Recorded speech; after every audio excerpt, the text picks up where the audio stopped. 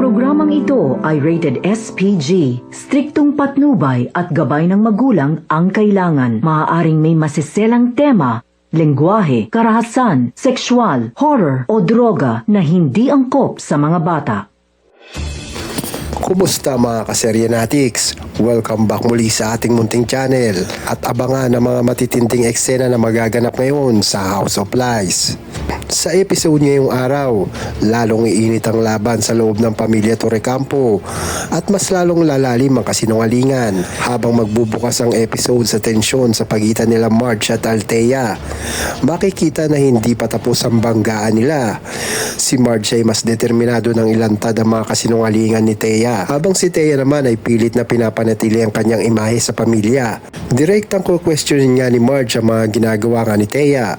Lalabas na hindi nga siya natatakot at mas lalong lalalim ang panloloko na gagawin ni Thea na magiging mas agresibo. May eksena na parang pinaplano niya nga ang mga susunod niyang galaw. Patuloy niya nga mamanipulahin ang mga tao sa kanyang paligid. Ibig sabihin, hindi pa nga siya tapos. Lalo pa siyang magiging mapanganib. Samantala si Paolo Torrecampo na nasa gitna ng laban ay mapipilitang pumili kung sino ang paniniwalaan. Nalilito siya sa katotohanan. Unti-unti na siya nagdududa kay Thea.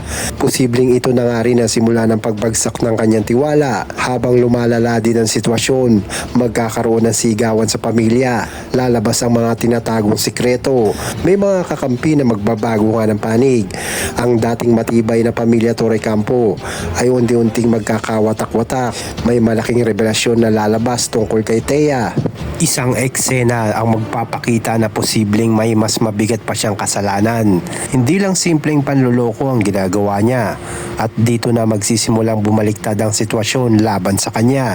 At abangan pa ang mga pinakamatinding eksena na magaganap. Hindi na makakatakas sa mga kasinungalingan si Thea. Sino ba talaga ang nagsasabi ng totoo sa kanila? At may isang sikreto na mabubunyag laban kay Thea, Edward, Paolo at ang pamilya Torrecampo.